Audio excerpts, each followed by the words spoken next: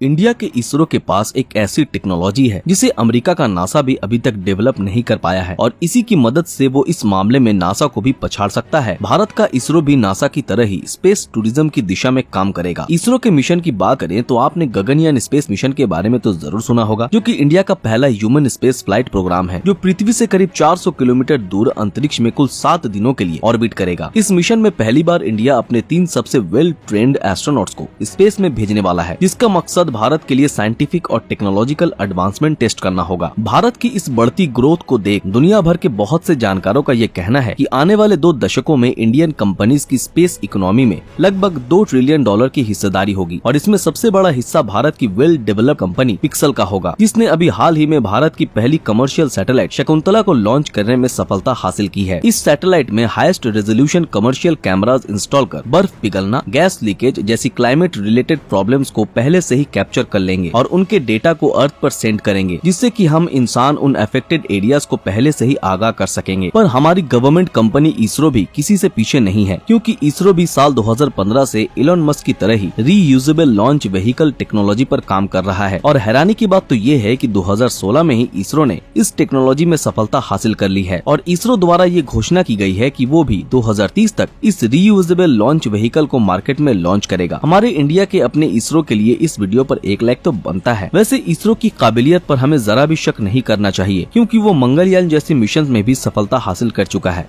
और हैरानी की बात तो ये है कि इस मिशन की कॉस्ट ऑटो रिक्शा के भाड़े से भी कम थी, क्योंकि इसरो ने मंगलयान को मार्स तक सिर्फ 7 रुपए प्रति किलोमीटर की कॉस्ट में पहुंचाया था। अब अगर किसी तरह इसरो ने स्पेस टूरिज्म का भी कोई किफायती रास्ता खोज निकाला, तब इंडिया दुनिया की बाकी बड़ी बड़ी कंपनीज के लिए एक तगड़ा कंपटीशन खड़ा कर देगा। खैर, इस मुकाम तक हम जल्द नहीं पहुँचने वाले, क्योंकि अभी इसमें हमें कई साल और लगेंगे। लेकिन मौजूदा समय में देखा जाए तो इस फील्ड में जेफ बेजोस की ब्लू ओरिजिन कंपनी मार्केट की सबसे बड़ी प्लेयर है, क्योंकि इसने पहले ही खुद का न्यू शेपर्ड स्पेसक्राफ्ट लॉन्च करके पैसेंजर्स को 10 मिनट के लिए स्पेस की राइड करवाई है, जिससे उन्हें स्पेस से अर्थ को देखने का मौका मिल गया। दोस्तों, ब्लू ओरिजिन ने इसी तरह की 5 फ्लाइट लॉन्च की है और उनसे हर एक राइड पर जाने वाले हर एक पैसेंजर से 1,60,00,000 रुपए लिए हैं, जो ये साबित करने के लिए काफी है कि स्पेस ट्रैवल सच में काफी महंगा है। वैसे जहाँ स्पेस की बात हो रही हो, तब वहाँ स्पेसएक्स का नाम आना तो स्वाभाविक बात है, क्योंकि दूसरी कंपनीज को स्पेस टूरिज्म मार्केट में एंट्री करते देख स्पेसएक्स ने भी अपने ड्रैगन स्पेसक्राफ्ट से इस मार्केट में छलांग लगा दी है और आज वो भी ब्लू ओरिजिन की तरह ही सिर्फ कुछ मिनटों के स्पेस टूर के बदले मिलियंस ऑफ डॉलर्स कमा रही है, जिसको देखते हुए आज इंडिया इन्हीं 2 कंपनीज को टक्कर देने की प्लानिंग कर रहा है। मगर इन सब में इंडिया को तभी सफलता मिलेगी जब वो न सिर्फ गगनयान मिशन को पूरा करेगा, बल्कि रीयूजेबल रॉकेट सिस्टम को भी सक्सेसफुली डेवलप कर पाएगा, क्योंकि यही 2 चीजें स्पेस टूरिज्म इंडस्ट्री के लिए मेजर रिक्वायरमेंट होंगी। गाइस, आपके मुताबिक स्पेस टूरिज्म में आज से 20 साल बाद इसरो, स्पेसएक्स और ब्लू ओरिजिन में से कौन सा कंपनी सबसे आगे होगा? कमेंट में जरूर बताएं। अभी तक हमने स्पेस टूरिज्म इंडस्ट्री के सिर्फ अच्छाई को ही देखा है, लेकिन इसका मतलब ये नहीं कि इस इंडस्ट्री से हम इंसानों को कोई नुकसान नहीं होता। बाकी दूसरी इंडस्ट्रीज की तरह ही इसकी वजह से भी अर्थ को काफी सफर करना पड़ेगा, क्योंकि ये प्रोजेक्ट अर्थ पर बहुत ही दिक्कत लेकर आएगा। अगर हम सड़क पर रोजाना चलने वाले नॉर्मल व्हीकल से होने वाले पोल्यूशन की बात करें, इससे हर साल करीब 42 लाख लोगों की मौत हो जाती है और ऐसे में एक रॉकेट लॉन्च और भी ज्यादा दिक्कत लेकर आएगा, क्योंकि एक कार के कंपैरिजन में एक रॉकेट लॉन्च करीब 8 गुना यानी कि लगभग 3 lakh kilogram carbon dioxide atmosphere में रिलीज करता है, जो हमारे लिए एक बड़ा दिक्कत है। यही नहीं, अगर हम पूरे साल के रॉकेट लॉन्चेस की तरफ नजर डालें तो ये 1000 टन से भी ज्यादा कार्बन डाइऑक्साइड एटमॉस्फेयर में छोड़ते हैं। अब आप इस बात का अंदाजा लगाओ कि इतने सारे कार्बन डाइऑक्साइड से अर्थ पर क्या असर होगा। दोस्तों, ऐसे एमिशन से निकलने वाले सॉलिड और गैसियस केमिकल्स अर्थ के एटमॉस्फेयर में मिक्स हो जाते हैं, जिसका सीधा असर स्ट्रेटोस्फेयर में मौजूद ओजोन लेयर पर होता है। इतना ही नहीं, हाल ही में हुई स्टडीज में ये बात भी सामने आई है कि रॉकेट लॉन्चेस से होने वाला पोल्यूशन बाकी सोर्सेस ऑफ पोल्यूशन से कई गुना ज्यादा है, जो हमारी हेल्थ के लिए सही नहीं है। हालांकि स्पेस टूरिज्म सिर्फ हमारी हेल्थ को ही इफेक्ट नहीं करता, बल्कि इससे अर्थ की हेल्थ भी खराब हो रही है, क्योंकि ऐसे मिशंस अर्थ की ऑर्बिट में अननेसेसरी स्पेस जंक ऐड करेंगे। इनसे आगे काफी दिक्कतें होंगी। प्रेजेंट टाइम में देखें तो अर्थ की ऑर्बिट में अभी स्पेस मलबे के लगभग 34,000 बिगर पीसेस और लाखों स्मॉलर पीसेस मौजूद हैं, जिनके चलते वैज्ञानिकों के लिए मलबों का टक्कर एक बड़ी चिंता बन गया है, क्योंकि जितने ज्यादा पीसेस उतने ही ज्यादा टक्कर के चांसेस, और जितनी ज्यादा टक्कर ऑर्बिट ऑर्बिट में उतने ही और ज्यादा मलबा जो आगे लॉन्च होने वाले स्पेसक्राफ्ट को भी नुकसान पहुंचा सकते हैं। इसलिए आगे रॉकेट लॉन्चेस जारी रखने के लिए वैज्ञानिकों को जल्द ही इन डेब्रिस से निपटने का तरीका खोजना होगा। अब अगर हम इंसानों ने इस प्रॉब्लम का सोल्यूशन निकाल लिया तब स्पेस टूरिज्म और भी इम्पोर्टेंट और इफेक्टिव हो जाएगा, क्योंकि यही वो रास्ता है जिससे ह्यूमन सिविलाइजेशन अर्थ पर आने वाली कोई आफत के चलते किसी दूसरे ग्रह पर परमानेंटली सेटल हो सकती है। ये सुनने में काफी इंटरेस्टिंग है कि स्पेस टूरिज्म से लोग सिर्फ स्पेस के नजारे नहीं लेंगे, बल्कि धीरे धीरे वो टेक्नोलॉजी भी हासिल करेंगे जो उन्हें आने वाले समय में अर्थ पर आने वाले प्रलय से बचा सकती है। जिस हिसाब से अब स्पेस टूरिज्म इंडस्ट्री की ग्रोथ हो रही है, तब ये कहना कहीं से भी गलत नहीं होगा कि इसकी वजह से टेक्नोलॉजी की दूसरी फील्ड्स में विस्तार होगा और देखते ही देखते टेक्नोलॉजिकल डेवलपमेंट एक मैसिव स्केल पर कंपाउंड हो जाएगी, जिसके बाद हमारे जीते जी ही हम ऐसे टेक्नोलॉजीज देखेंगे जिनके बारे में हमने पहले कभी कल्पना तक नहीं की होगी। दोस्तों, आज के लिए बस इतना ही। आज का हमारा ये वीडियो आप लोगों को कैसा लगा हमें कमेंट में जरूर बताएं। अगर ये वीडियो आप लोगों को पसंद आया तो इस वीडियो को लाइक और ज्यादा से ज्यादा शेयर जरूर करें। अगर आपने हमारे फेसबुक पेज को अभी तक फॉलो नहीं किया है तो तुरंत फॉलो कर दें। तो फिर मिलते हैं आपके साथ अगले वीडियो में, तब तक के लिए अलविदा।